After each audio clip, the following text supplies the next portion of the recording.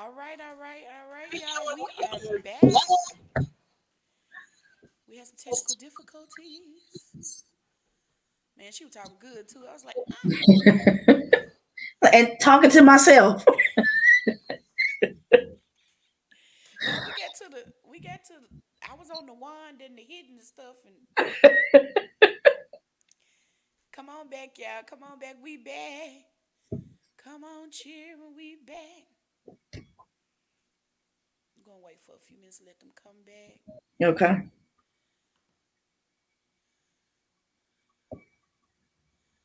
Oh, y'all, come on.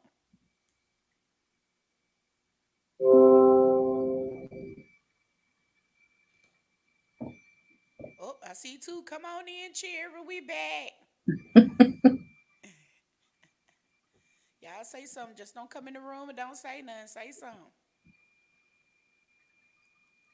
Thank y'all. We had some technical difficulties,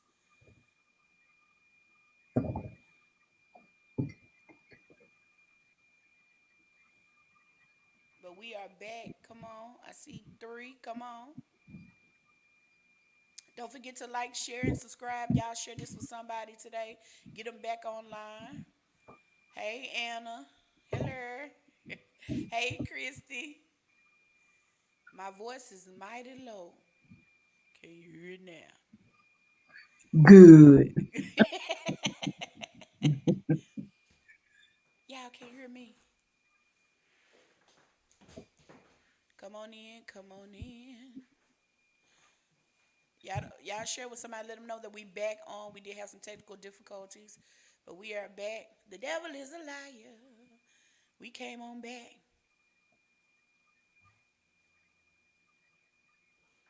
Chris, can you hear me now?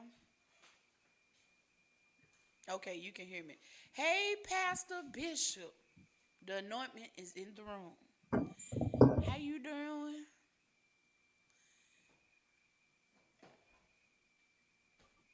Okay, good, good.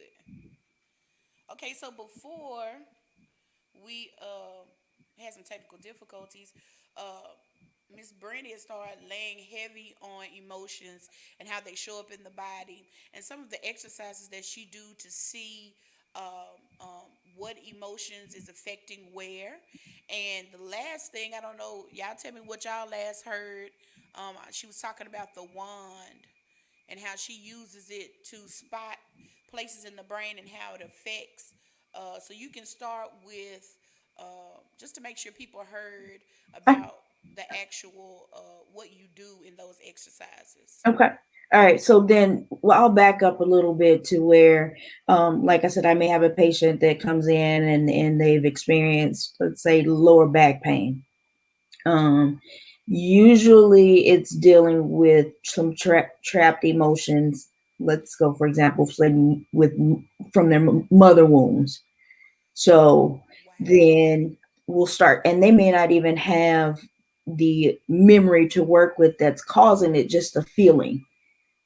So then we make work with that particular feeling because, like I said, the brain will hide trauma because we're not at a point where we're ready to deal with it, and it's a survival tactic. So then, okay, we're not ready to deal with this yet, so then we'll put it in our middle brain and just let it sit there until we are.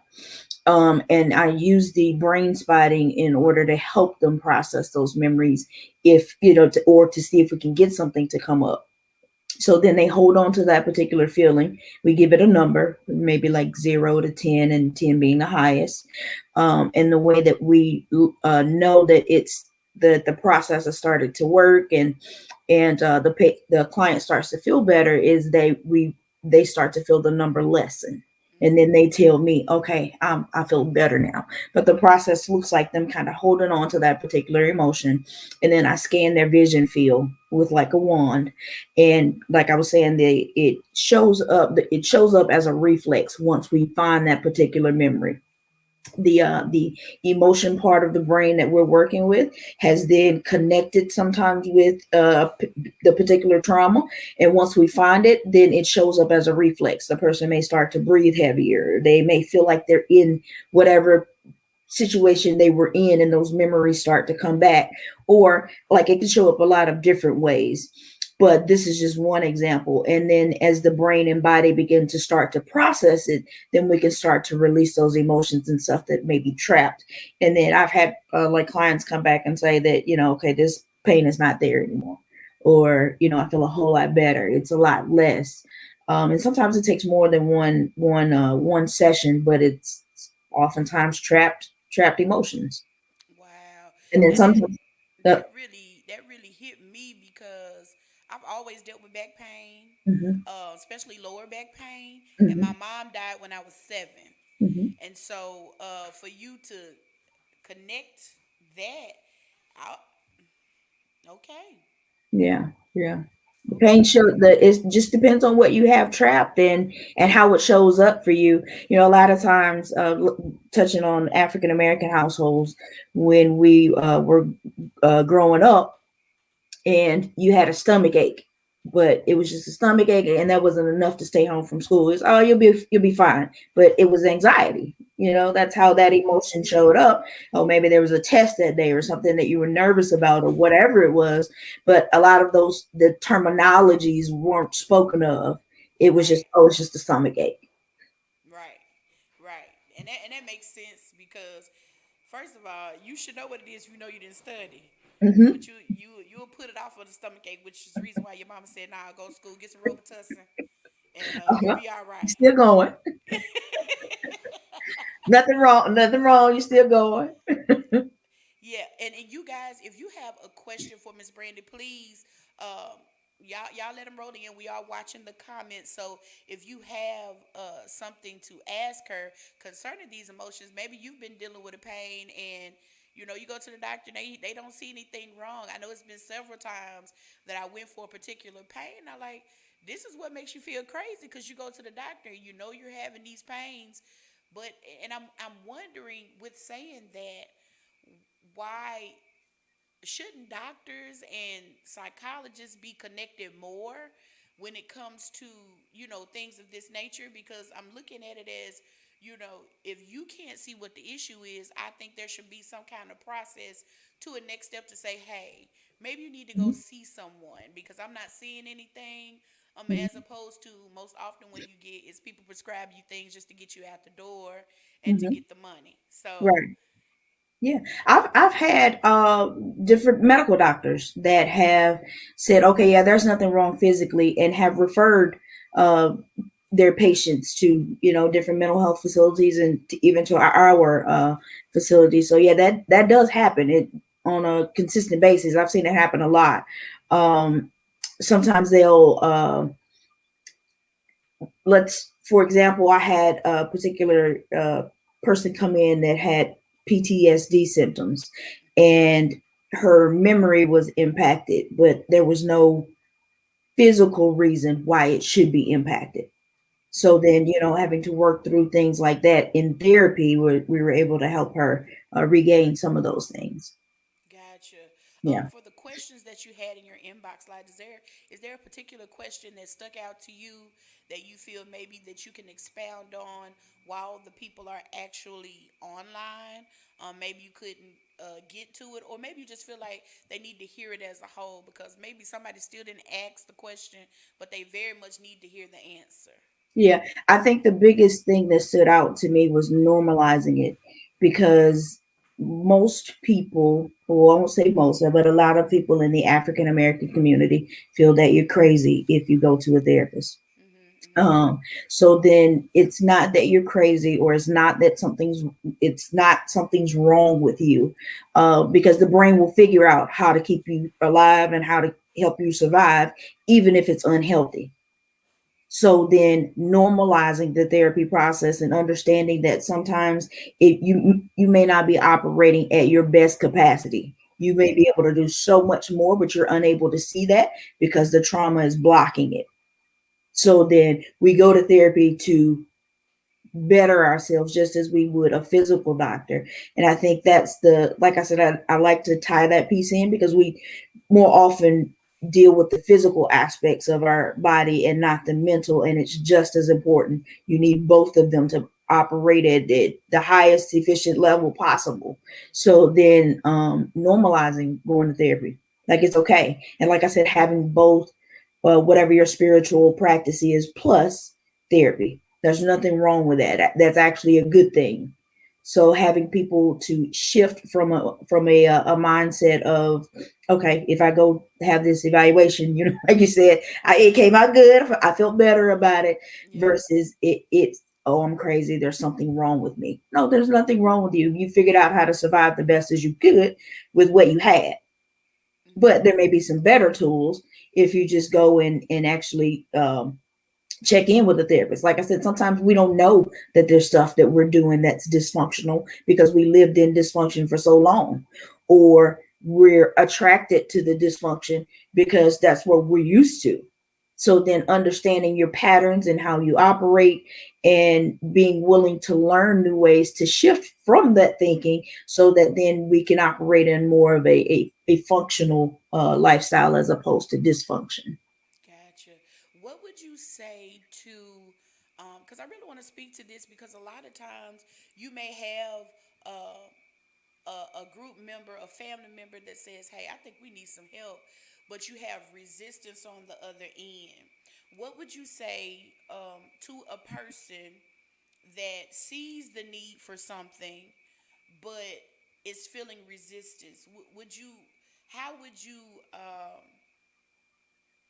suggest that they go about getting this help as far because sometimes uh kid the Bible, of course we always go to the Bible because we're Christians, but the Bible speaks of putting yourself as a little child, and most often enough, it's the youth at this point that are really, really standing up and standing forth saying, no, this is not, we can't do this any longer. And they're more boisterous than older people. And I know, like, in my household, if I would suggest counseling, like, to my grandmother, she would probably be like, no, we're not going there. So, how would you suggest for any young, because we do have young people that come and watch, and they just feel like, the family aspect is really, really hopeless at the moment. They just, living to get out. And I try to counsel and say, hey, talk. I can't talk to her. I can't talk to him. He doesn't listen. She doesn't listen. So how would you suggest that they find a way to um, hi, darn it, praise God. Welcome. Welcome. Speaking of family. Hey, I am the guy that does everything. So I told my sister, look, we have some technical difficulties. Like you do this, and while I try to figure out this over here. To make it work. We Yeah. appreciate the Lord in him because you have me pushing buttons, everything gonna be wrong. So how you suggest we go to counseling? Because Okay, so are you meaning like for a child that says, "Hey, I feel like my family needs counseling," yeah, and the parent is resistant? mm-hmm, So then is in a situation like that, and the kid picks up that, okay, we need some additional support, and the family is not willing to go. If the parent is willing to take just the child, that's enough to shift the entire system. mm, Because we operate in roles in families, and we don't, they're unspoken roles. yeah, Okay, That's the let's, and I'll use the standard, or what we typically call standard in the African American community. The male takes care of the car stuff or whatever, yes, and the woman does the domestic stuff, and the kids may help out with chores or whatever that may be. However, if the kiddos stop doing the chores, then somebody else has to shift and do them. And I'm not saying like in a disrespectful way, like, okay, they're not doing the chores, but it's just the roles that they're operating in, and trying to relate it to the therapy system, like how we operate in those roles. And if somebody steps out of that functioning role, then we have to shift and somebody else has to pick up the role. So then in those unspoken roles that we operate in, let's say you have a kid that doesn't that's quiet and doesn't speak up. They've learned that their role is, okay, I'm the person that takes on everything, I don't say anything. So then that kid goes to therapy, learns how to find their voice, and starts to speak up. Then it knocks the rest of the family off balance. So then mm-hmm, they have to adjust to it in order to keep the system rolling as it needs to, if you will. Does that make sense? Yeah, That makes sense. it does. That makes good sense.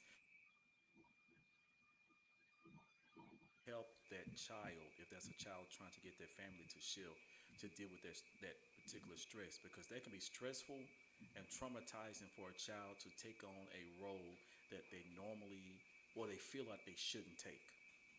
Well, it's not they won't, it's not that we train them to take on that role. It's just that we work with that particular kid, whatever it is that they present. Like I use the not speaking up or not using their voice, and then when they start to use their voice, because that's how they're, how a kid should function, and they've ridded themselves of the trauma or gotten it to a point where they're able to speak up, then it automatically shifts the rest of the family because then it's off balance. So it's not that it necessarily becomes their job or their responsibility. Unspokenly, it happens. All of these things happen unspokenly, even though the system is operating as it is. No one said to that child, "Hey, don't speak up." They just learned that, Yeah, Hmm. have yeah, whatever responses from parents. So then if we work with the child, and the child gets the voice and then comes back and is now vocal to mom or dad, "Hey, look, this is what's going on with me," it kind of forces the family to operate differently. yeah. And then sometimes it opens them up to, okay, yeah, maybe we should go to therapy. I Or agree. they're open to it. If I'm working with a child and I suggest, "Hey, mom, how about we invite you in for a few sessions?" Or "Dad, how about we invite you in for a few sessions?" And then I'm able to get everybody going. So, there's different ways to go about that. That's awesome because Yeah, I know we do have young people that go and scroll back. They don't say so, but I hear little comments like, when she said, I'm like, oh, okay, y'all looking at the show. And so I know that the youth are they're really they're sensitive listening. at this moment in this Yeah, time, and they're listening, and they won't change. They don't necessarily know how to make a change without lashing out, Mhm. without being disrespectful. And it's not Mhm. that they want to be disrespectful, they just feel like this is the way I'm gonna get it across.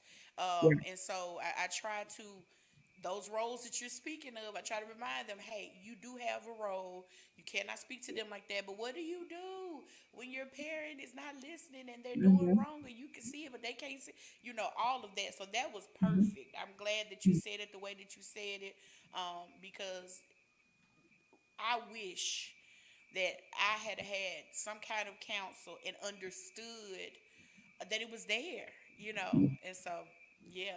Yeah, me too. and since you wish that, I wish that that conversation would have been had with us. I'm an '80s baby. We didn't talk about those things, and whenever you start talking about your feeling, especially as a male, you were demonized or you was called a punk. Because we didn't do Mhm. certain things, we didn't cry, we didn't express our emotions, those type of things. So we bottled a lot of things up, which pushed.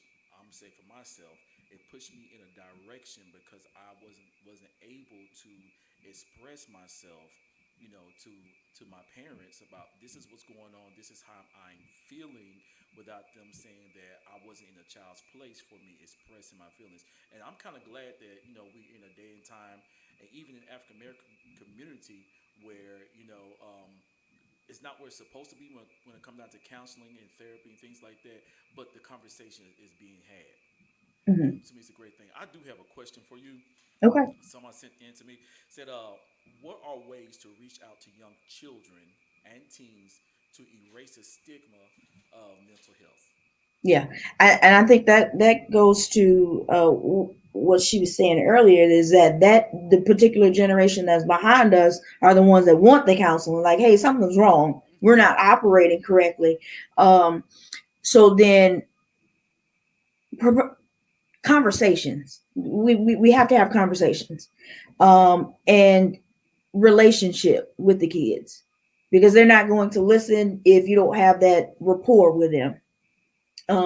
So then building relationships with them, having conversations around mental health, and normalizing it as much as possible. And like you said, you got the lessons of, okay, this is not, uh, or you're a punk if you show emotions or whatever. Normalizing crying if you're hurting, validating those feelings. All of these things collectively will help a person be more open to therapy. But a lot of times with kids and even adults, we don't know we need it Yeah. because we've operated in dysfunction for so long. So then usually, well, a lot of times we'll have like somebody else that will point it out that's healthier, or that can, like you mentioned earlier, you hear it in a conversation and you understand that, oh, okay, this kid is hurting. So then something else is going on. So figuring out like the best way to go about introducing therapy without them feeling like something's wrong with them. Right. Yeah, and it's very the relationship piece is key, Hmm. because I think in today's time, when mostly you have a one parent in the home, Hmm. they forget about relationship and they go into survival mode, and Yep. they just go into this Yeah. space of, I'm just trying to make sure you got your necessities, what you need.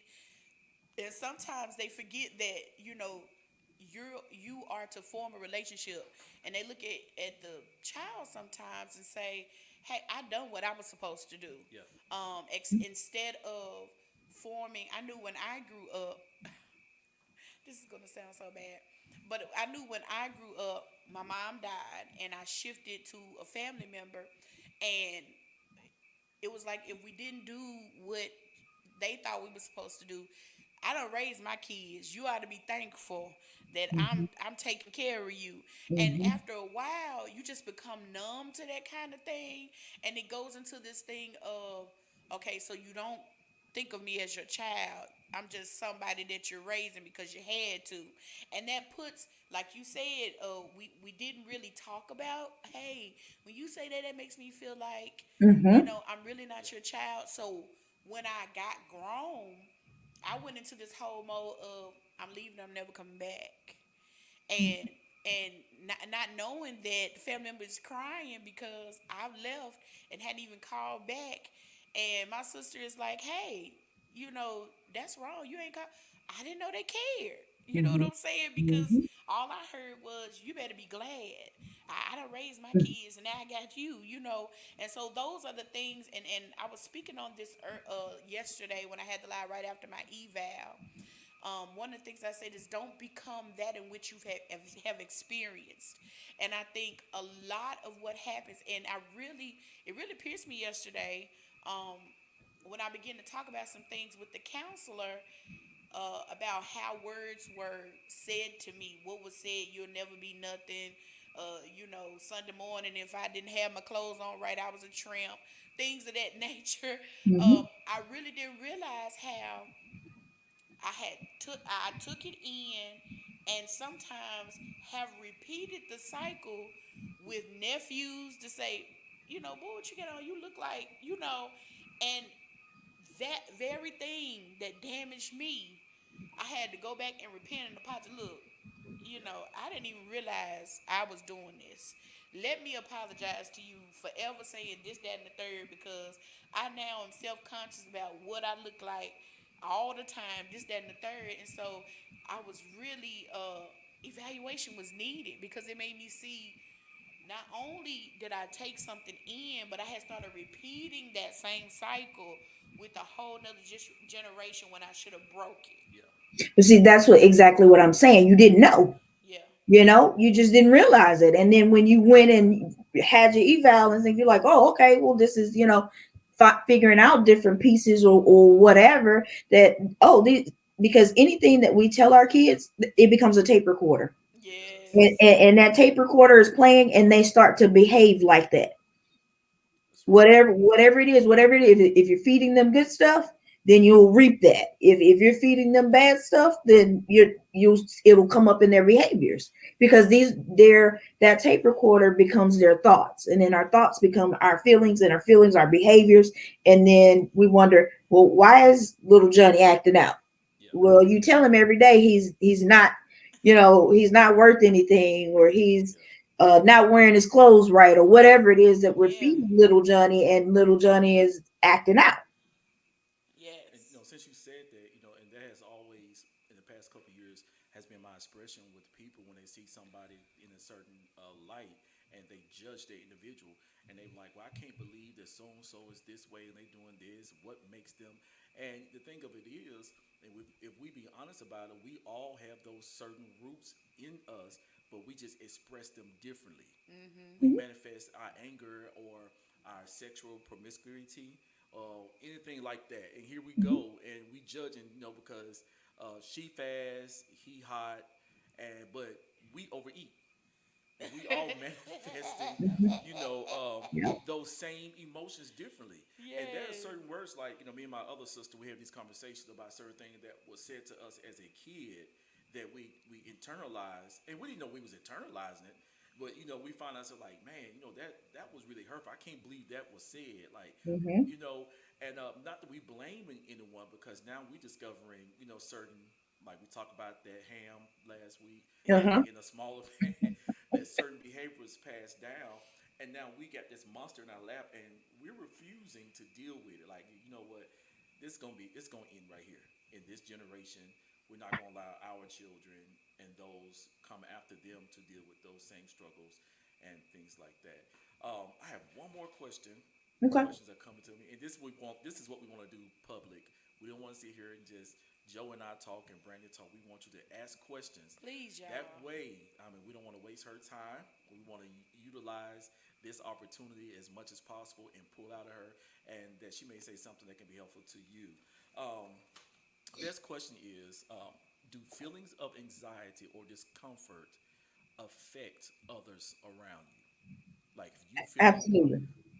Absolutely. You can, if you pay attention to, uh, energy is transferable, you know? So, so then if you go into a room and you sit and pay attention and there's somebody in there that's anxious, well, okay, I'll go with one that's better. If you go into a room and you've got somebody that's angry, you know the tension that's in the yeah, room.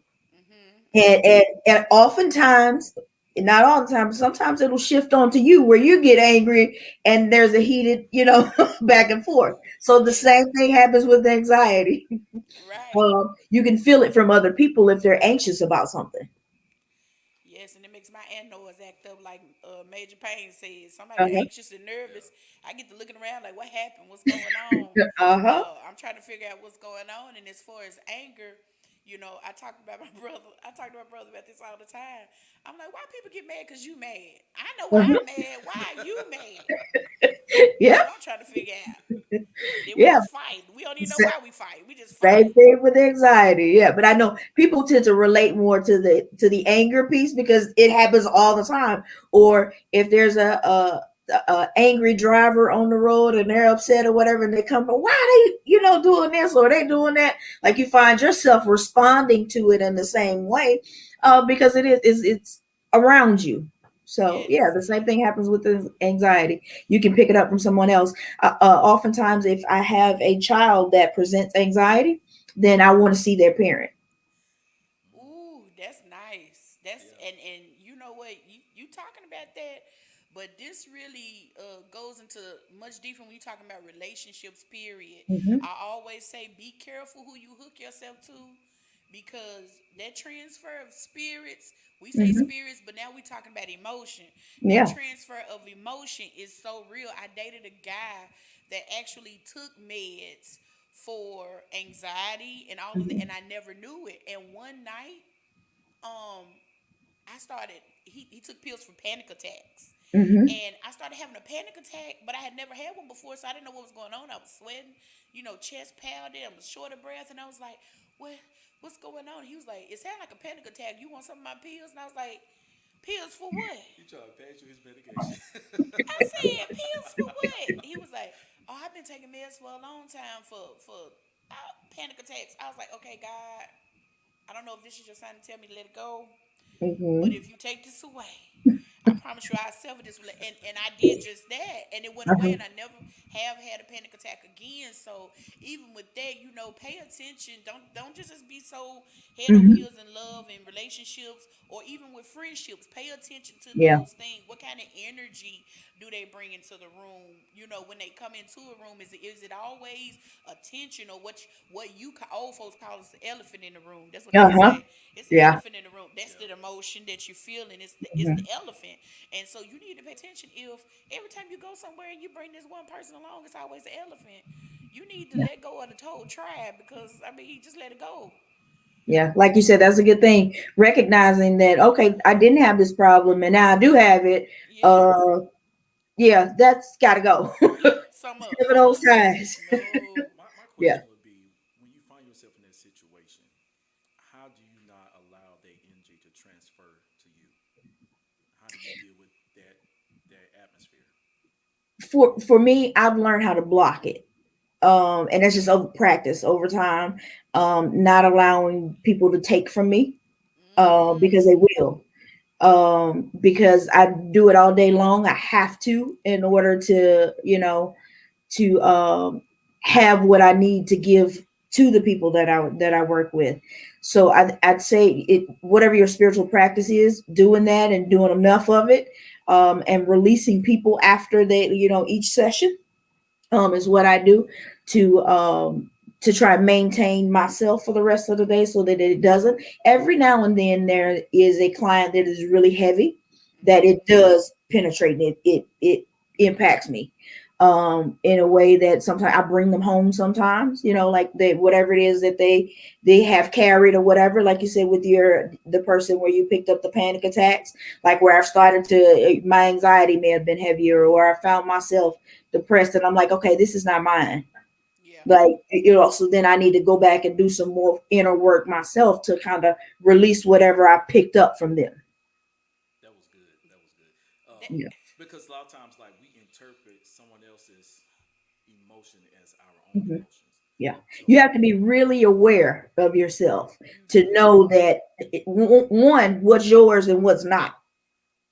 Like you said, the person that's mad, and you, well, wait a minute, why are you mad? I'm the one that's mad. Like, okay, that's your mad. I'm sorry, I picked it up and took it on. That's your man. You can have your You can moment to have be it mad. back. I'm sorry, I don't need that. I already had a rough enough day, so you have your madness to go on. And finding a way to, like I said, usually it's whatever your spiritual practice is, and Mm-hmm. building that up to a point where you're able to um, almost build walls around you, if you will, so that you can protect yourself. That's very good advice because I had to learn this the hard way. I wish he was around a few years ago, um, because I am an intercessor and sometimes I carry people in my spirit, Hmm. to pray them through, not necessarily carry them, Hmm. but I didn't know how to let them go. And one of the things, and I want to be an encouragement for the Christians that are on the line, that are intercessors, and you go into a room and you feel all these emotions. I literally had to go to one of the mothers of the church and was like, I think I'm going crazy because I'm fine when I'm in the car, but when I get in here, I feel mad, I feel sad, I feel depressed, I feel jittery, and she was like, oh, okay. And she took me to the side and she Hmm. began to explain to me uh, a few things about carrying other people's spirits, feeling Hmm. atmospheres. And she taught me how to be aware of, okay, is this me? To self evaluate, to say, Hmm. you know, have I been dealing with this before? And just have a little list of checkpoints to say, okay, this is not me, so let me pray for this. And then I Yeah. learned to Right. call it out to say, hey, if there's somebody in the room that's feeling upset or feeling helpless or whatever that emotion that I was feeling at the time, I call it out, I pray for it, and it Hmm. released. Hmm. Hmm. Yep. absolutely. Because, a lot of times, like, I can feel, and like you said, it's a process that you have to Hmm. go through. And so I'm trying to learn. I'm learning to decipher. Okay, is this me feeling this way? Did I walk into a space and picked up this particular energy, or the church where we say that spirit, Hmm. we pick that up or whatever. Um, because find yourself just mad. Like, I don't want to be here. This is Hmm. this is irking me. Why my feelings? I was fine before I got here. And like you said, I'm getting better at it. I'm Hmm. learning how to block things off. And some people it's irritating because, like, especially at work. At work can be traumatizing sometimes. I Yeah. got a couple of coworkers like, how can you smile? Like, because I'm realizing that this is none of my business. Hmm. That's That it. energy is none of my Yeah. business. I got Yeah. too many things to worry about. I got a company I'm trying to make sure you get off the ground. Me and my sister, I got my bills I'm trying to take care of, trying to get myself Hmm. out there. I got other stuff I need to be carrying besides yours and Nothing yours even and yours. matters. So Come on. this question was posed. Um, there are some people who are that want to have counseling, but they're nervous about seeking counseling in their local area. So, do you have a lot of clients that's outside of Mount Juliet, the Nashville area that might be in other parts of Tennessee? Is that common? Yeah, absolutely. Me as a therapist, like I won't see a therapist in Nashville, where I live. My therapist is actually in Memphis, so I mean, I totally understand that. Um, and it's not a thing of it, because I'll end up like use me as a therapist, and then using a therapist. At some point, I'm going to end up in that circle with them, whether it's Right. at a conference or whatever it is. So I totally get that piece. Um, so then yeah, there are virtual, like offering, like there are a lot of therapists that offer virtual sessions, where you can find another. Well, you have to make sure that they're able to practice in the particular state. But yeah, I have clients that are throughout Tennessee, Memphis, Jackson, Brownsville, like all over. Man, you um got to have Medina, praise God. In Humboldt, so I'll call so it yeah, after I the mean, yeah, session. that's a thing. So yeah, if you're not comfortable with someone in your area, like I said, psychology today is a really good resource that you can get on there and kind of thumb through and find one that's not in your area. Like I said, just make sure that they're able to practice for that particular state. Usually, if you get one that's in Tennessee, they can practice throughout all of Tennessee. So Gotcha. Okay. So a lot of these questions are coming from parents who have children, because their children are dealing with some issues and they're willing to um, talk to a counselor, but they're afraid to talk to a counselor locally. And so that's the mhm. reason why that question was posed. So I know you deal with adults. Do you deal with children as well, or I I think do. okay. Hmm. So, so in dealing with children, do you always bring the parent or the parents into the conversation in therapy? Is that always the case, or Initially, when I start a session with the kid, I meet with the parent first to get just their take, like what they're bringing the kid in for, the goals that they'd like for the kid to get from therapy.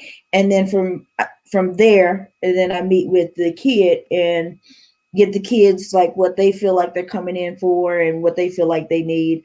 And then if needed, then maybe a couple sessions down the road, then we'll bring mom or dad in, or whomever the guardian is, if they need family work, or whatever needs to happen, or if there's even just a conversation that maybe kiddo was scared, afraid to tell mom or dad or whomever, and it's just that extra support, a safe space for them to be able to say, hey, this is what's been going on with me, and teaching them how to build like a safety circle at home so that they're able to have those conversations at home. So some of it is just psychoeducation, teaching how to communicate with your child, and creating a space for them to come to you with these particular things, and how to build a better bond and relationship, because most of it is relationship anyway, how much they trust you yeah, Mm-hmm. with what's going on with them. So then working those dynamics is usually the work that I'll do, if that's what needs to happen with kids. So oftentimes it turns into like family sessions. Mm-hmm. which sometimes, like, we may need it as parents, as guardians, Mhm. because like I'm talking about one of my sessions I had, and I was dealing with I call her my daughter. She's my niece. So in raising her, um, there were some moments because I felt some type of way about her situation, so I coddled her a lot. And in the midst of me coddling her, she missed out on a lot of things. And not emotional, as far as love and support, but what happened when I should have been more in a discipline role, I found myself kind of weakening down because she come from this place and that place and things like that. And sometimes parents, we feel guilty because of those situations, Look, you because ready, the baby? mom wasn't there or the father is not there. things like that. And so I think it'd be good for parents to be brought in into counseling sessions. I have a question because a coworker and I was talking today, They can barely hear you. and they can barely hear me. Mm-hmm. Okay, can y'all hear me now? Can you hear me now? Mhm. Okay, cool. So, um, and we was talking about suicide. You know, among teens and especially in the African American community, it seemed like suicide has like jumped up. You know, you hear about somebody overdosing or somebody hanging themselves or put themselves in positions to be killed or whatever. Um, and so we was having this conversation, not just at work, but within my family as well.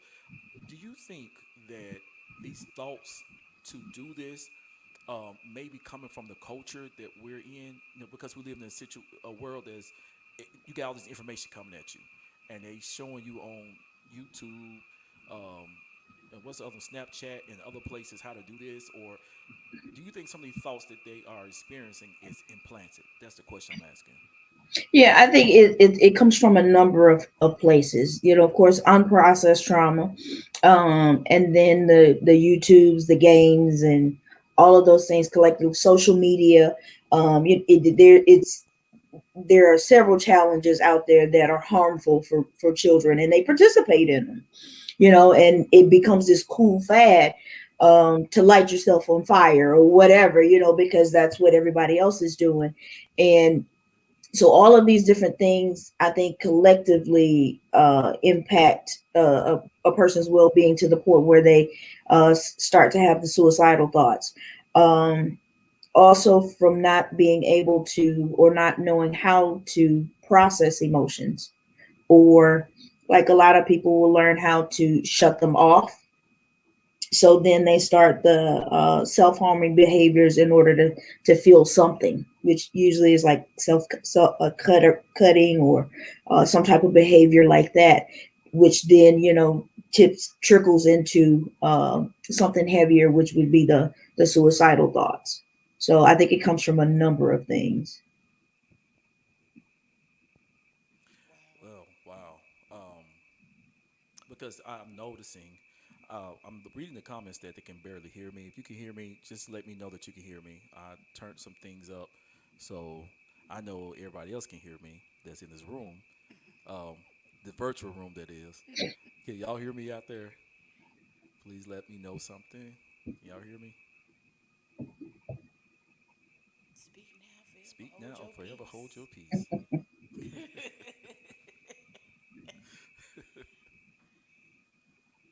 Let me turn something else up.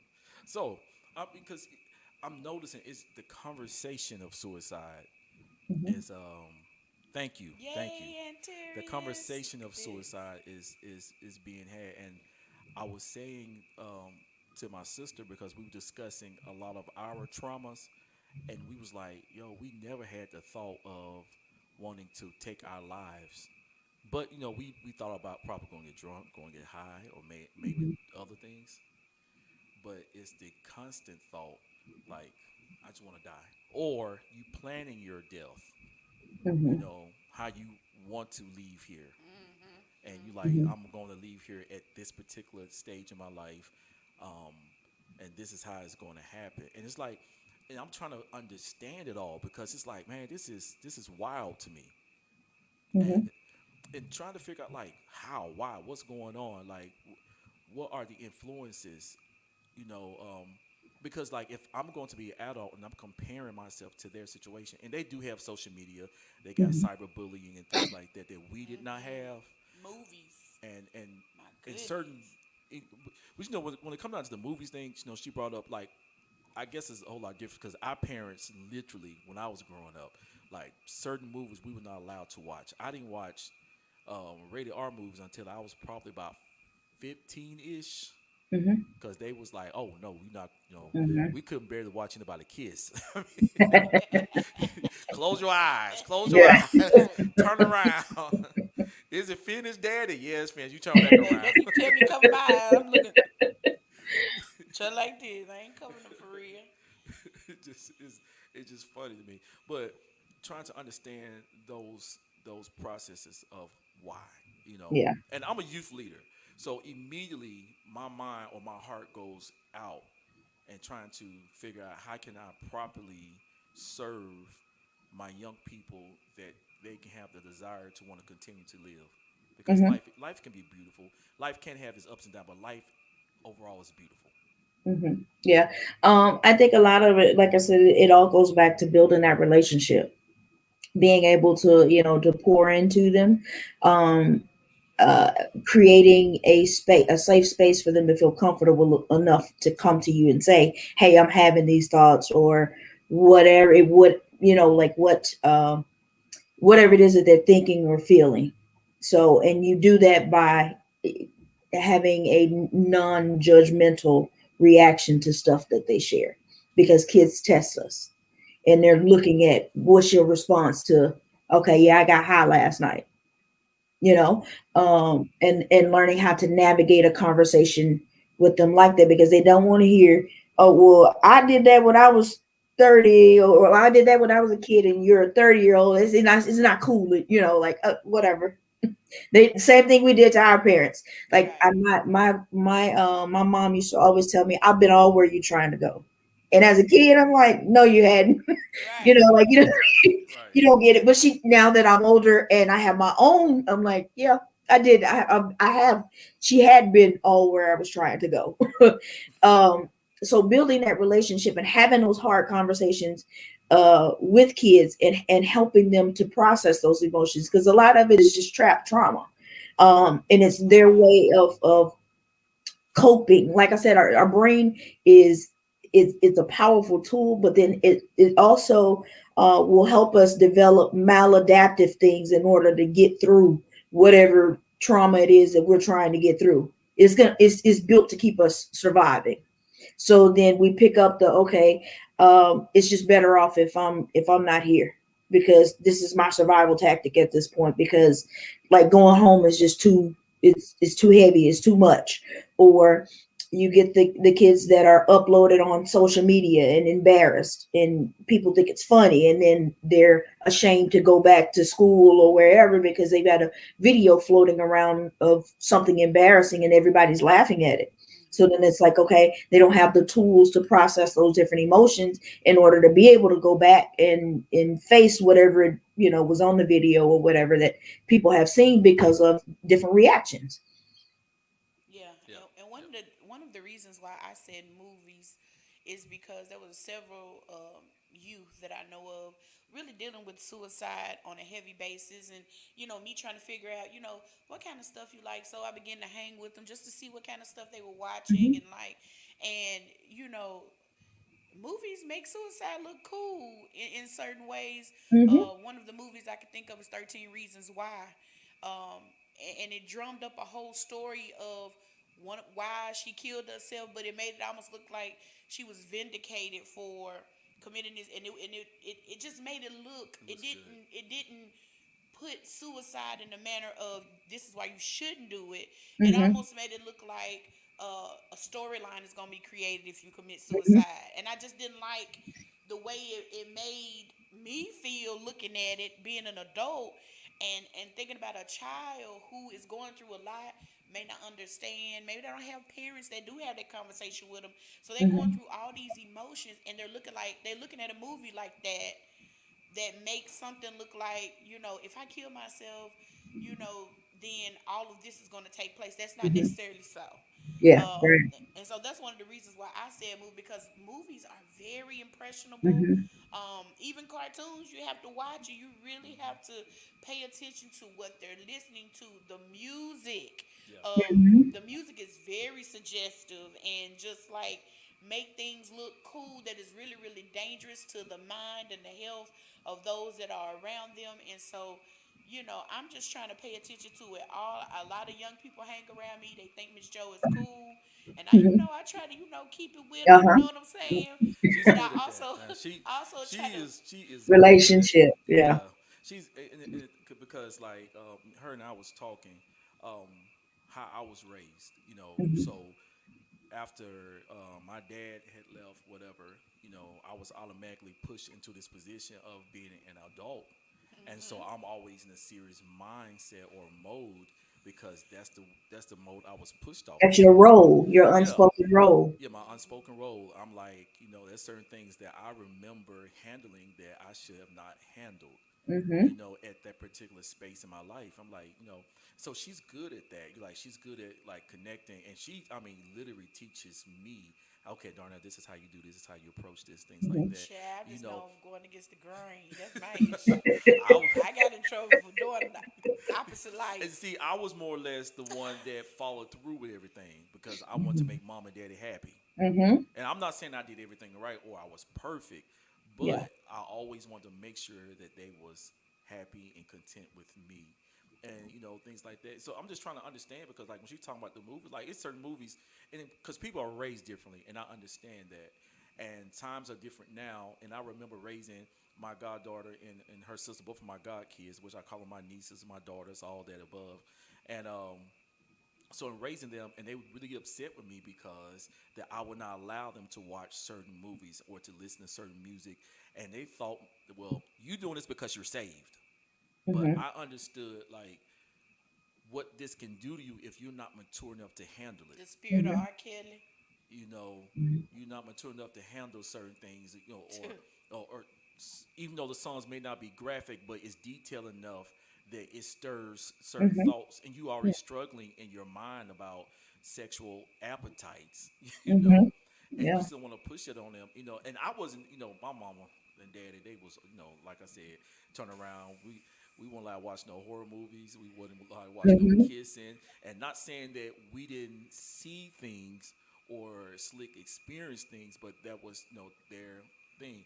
Um, I just want to have understanding because a lot of young people kill themselves, Yeah. a lot, and trying to reach out with them. And I like what you're saying. It's that conversation, that Mm-hmm. relationship. Yeah, I finna say that's what she was talking Yeah. about. The Yeah. That's what it boils relationship. Be, down to when you really look at it. It's mhm. not really a Being non-judgmental, providing a space, a safe space for them to come to you. They know that okay, I can come and say, "Hey, I did these things. Yep, I know I shouldn't have done them. I already know I shouldn't have done them when I did them."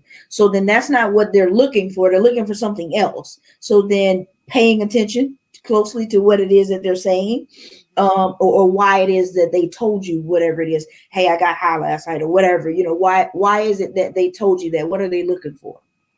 And yeah, then too, just what you're saying, being transparent about not just saying, baby, wherever you trying to go, I already done been. Well, tell them Mhm. where you been. Yeah. And I think it's very in any of my youth classes, I'm very candid. I deal with a lot of teenage kids that are on their way to college, and my Hmm. teenage kids, they know I'm very candid about some of the stuff that I was Hmm. naive to because I grew up in a home where my grandma didn't allow us to go over cousins' house because she don't know they dead in them.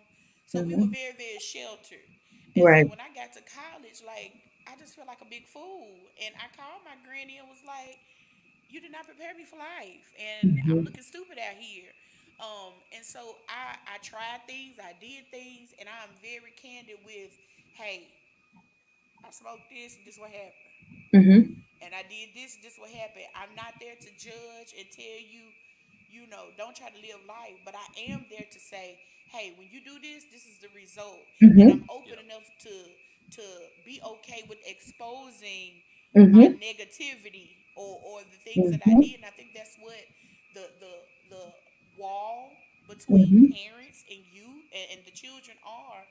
They're not open enough to say, baby girl, all them uncles was not your uncles. Hmm. Yep. Okay? And I don't want you, I see a pattern in you already. They call it thought these days, but I see a yeah, pattern in you. Yeah. And let me tell you, this is what happened to me Hmm. when I had that pattern. And I don't want Hmm. this same emotion to happen to you. And so Hmm. I think it's the transparency has to Yeah. happen. Authenticity. Yeah. It wins every time. Yep. Hmm. it is. And being transparent, that's very important. And Hmm. I'm learning because, like I said, I had to go back because we was always told don't show this, Hmm. and it was never verbally said, but it was definitely demonstrated.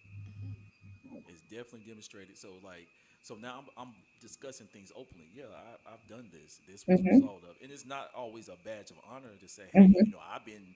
just like you. But Mm-hmm. I've done some things. I've been in those spaces. I Yeah. know how I feel. Now I may not know the reason why you're attracted to this, but I know the reason why I was attracted to it. And Mm-hmm. so it's definitely a learning experience. Hey, public, are there any questions? I know y'all on here looking. I can't see the numbers. Joe, how many people got online They right gave now? out 12 We got 12 online. good people. Listen, do y'all Yeah, have got any faithful questions? 15, about the faithful. And Terrence, I want to say I am proud of you for overcoming for 10 years. Mm-hmm. Yeah. I am so That's proud of you. I awesome. put that up there because I wanted to say I am proud of you. You are a phenomenal person, Mm-hmm. and I Yes, appreciate he you is. using that testimony to be the intercessor to pray for those that has Mm-hmm. had that same feeling. I see you do it consistently, and I'm proud of your growth. Amen. Any questions? Any questions? Now, don't be coming to me in my inbox and like, Y'all better, well, we can gonna you use text y'all her? mouth. Can you text her? Cause she said last week you had her phone number. Can you text her and ask her this question for her? Because it's in my head. I just was too scared to say it. Get Look, it out your head, put most it of on your y'all have lips. my number personally. You can on here you can send a private message and chat with us privately, and we can ask those questions openly while we here. Now I do have a question. But let me say this. I want to say this to the public. Now, listen. I ain't trying to have my light skinned eyes. I ain't got my glasses on, and this light is in my Yeah, he face. is, y'all. He I trying. can't see. He got that light in his I can't eyes. Got see. that light, baby. He is camera ready. I can't see. I'm like, I'm trying to focus everything. what Okay, let's continue. I had to throw What that was in the there. name of the second book? I got the emotions book, but there was a second book that you named. The body keeps a score. Ooh wee. That's what I I'm score gonna order. I keeping. meant to order books this week and got sidetracked. I'm definitely gonna order those books. Yeah. I already Yeah. ordered my emotions book, baby. It's on. It's coming. And no, you cannot borrow it. No, no. I'm telling you what I was going to do. I'm like, I'm gonna go and get the e-download. Then I'm like, no, Mhm. I want to feel the Baby, you pages need in to my Yeah. feel Yeah. them hand. I want to pages. feel it. Something about the Yeah. feeling of the It pages. it causes you to, I don't know. It feel Yeah, like it's different. yeah. You Yeah, feel like you're it's a difference. absorbing the. If y'all see me shaking, it's cold. So just like, oh no, Baby. y'all see me shaking, moving around. I'm cold. Um, And any questions? Any for those that questions? can barely hear him, I keep seeing that. He wants to know if you have any questions. Please feel free. He said, don't be jumping in his DMs, trying to ask no questions you could have asked on him. Nah, for real. But for real, if y'all ever have a question, y'all know y'all can always inbox us. But if you have questions on here now, please, if you Ask want to them DM now. us now so we can ask them for you, feel free to do that. But we really want you guys to utilize Miss Brandy because baby, she here. Hmm. Let me ask you a question. I'm gonna Uh-huh. put you on spot. What are you doing in July? July. Anything? Uh, The I 21st through the 23rd ish. I think it's somewhere around there. I I don't know. Like I can't off the top of my head. I don't know, and I don't have my calendar with me. We're gonna So have to talk. GLYC. I see some of you all, Antarius, Anna, some of you all that come. Bishop. I see my pastor on here. How would y'all like for her to come to our conference this year and deal with this particular issue that we're talking about right now? Yeah, because we need to hug year four last. Man, what? I yeah. should Baby, have because put we it know out we were there. crying with the youth. I mean, we know they Hmm. said some stuff. We weren't ready. We were like, Yeah. Yeah, I oh was. my. Brand, it was an ugly situation. Mm, You don't know what's going on. yeah. Yeah. And like I said, for adults too, because sometimes we just don't know. Yeah, We don't know what's going on, but it's something going on. We just don't, can't put our finger on it or whatever it is. So yeah, I get it. But yeah, we're going to have to pay her honorarium so we can book her. Make sure she got them days down. I don't even go to the church, but I'm yeah, I'm coming. Praise God. just put it down. Just put it down, Yeah. honey. Any questions, public? Any questions? He said public. Yeah, yeah. I stole it off. I don't know. I can't think of her name, but she is a comedian, Yeah. and she acts like this old usher lady, and it is really funny. I'm about to send you the link. I mean, she is What was the crazy. name of the first book? What was the name of the The first book? emotion codes. Emotion Code. And I'm Mhm. going to screenshot screenshot and send it to you because I already get it. I got you. I just need to know that second. I was like, Lord, what was the name? I done went all the way back through the live trying to hear it. Oh, I wrote it down. I meant to put it in a message to But post it you up. didn't help me because you didn't write it down. No, I I was mean, at I work, couldn't so I see had to it. make sure I, couldn't do that. Like, oh my God, I got to get off my lunch break. Lord. So we will be posting those books Yes. so you guys can get those because, honey, we need to decode you and your Exactly. emotions. Yeah. No more Da Vinci codes in here. No more. So, Brandon, is there anything that you would like to say to all 12? We got 12 on here? Uh huh. All 12 of our listeners, Yeah. our faithful partners. And Is there forget anything about, you want to I say to them? mean, not forget about the 12, but there are many more that watch that don't say nothing because when we look back, okay, 13, when we look back sometimes, there have been hundreds, Hmm. sometimes 1,000. So speak to the people, the public. Yeah, speak to the public. Well, to the public, I say treat your mental health as you would your physical health. You get physical health checkups. I mean, even if you feel like there's everything's going perfectly in your life, get a tune up, if you will, for your mental health. Just check in, build a relationship with the therapist. You don't have to. You can go in, go a couple sessions, see if there's something that comes up for you that maybe a pattern, or old habit, or whatever it is that comes up for you, and there may not be anything, and then you can go on and, okay, I've done my checkup, I've done my due diligence, because that's one way that we make the world a safer and a better place, is that we make sure that we're doing our internal work, because we can't control other people. So I would say that you're not crazy if you need a therapist. I constantly say that you are not crazy. The brain will create a way for you to survive, even if it is unhealthy, and it's nothing to be ashamed of. But there may be a better way to do that, and we figured that out by reaching out to a therapist, and having them, do different evaluations and things like that, to make sure that we're processing our emotions. They're not getting trapped. That we are doing the work, is what we call it. That we're putting forth an effort to make sure that we're um, taking care of our mind, just as we are our physical bodies, with going, whether that's eating right, going to the gym, doing your checkups with the primary care physician. Do the same thing for your mental health, because it's just as important. That is so That is good. great. And y'all know I like to leave y'all with two revelatory prophets. I always got to leave y'all with some nuggets. The only thing we want y'all trapped in the words of Denise LaSalle, is this thing called love. And then, I don't forgot my next prophet. I was about to quote. Because that, That's what that happened. stirred something in me. That's what happened. It That's what happened. did. It But stirred let me say something in this: me. for those of you who want her information, it is on Rare Image page. All her information, how you can contact her, Psychology Today, uh, Lanter Forms, Lantern Lane Farm. yeah, Uh-huh. Lantern Lane Farms, their Yeah. phone number and their web address, the way you can contact her. And she also stated if she's not good for you, she can connect you with some other great Connect. therapists that could help you out as Absolutely. well. Oh, I remember. What's the other one? Prophet Michael Jackson said, "Make a better place for you and for me. Get your mental health together, Hmm. y'all." That way we all can be in a better place. Yes, Yeah. because I Everybody just. benefits from it. Yes. Everybody does. Mhm. Well, this has been a good conversation. We do apologize for all the technical difficulties, but hey, it's always a learning lesson. This is technology. Stuff just pops up and happen. But we do thank God for you all that came and join in and listen. Carolyn, look, we love you We too. love you Thank too. you, Anna, Thank you, Mr. Bishop Ray. Simmons, everybody for jumping in. We want to thank. I wish we had some hand clapping emojis we can put on here for Miss Brandy Jones. So if y'all can put some hand clapping emoji if you can. One day Thank we're gonna be there. We're gonna make all them sounds and have all them All that bells and baby whistles. push Like the we're gonna be button. there. We're gonna have Brandy back for our anniversary. Like, girl, you remember this?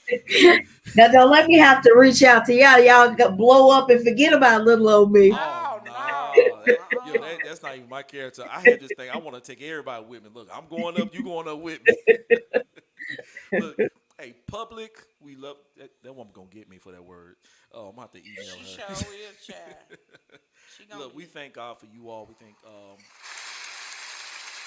Oh, there it is, right there. I don't know if y'all can hear it. Y'all can hear That don't it. make no sense. Hey, we will see you all again next. I'm about to say Thursday. You sure Next will, Friday Bishop. at 7:30 p.m. on here. We want to say thank you to Brandy Jones one more Thank time. you We so appreciate Thank much. you y'all. so much. Thank you for your Thank time. you. All right, let's pray real quick. Let Lord use you.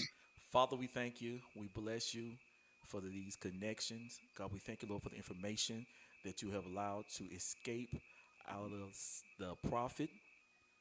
This, the prophet, God, we thank you, Lord, for those words of encouragement, encouraging us, God, to reach out to make sure that we are good mentally, emotionally, as well as spiritually. God, we give your name the praise in Jesus' name. Amen. See you all later. Peace out. You got to sign us out.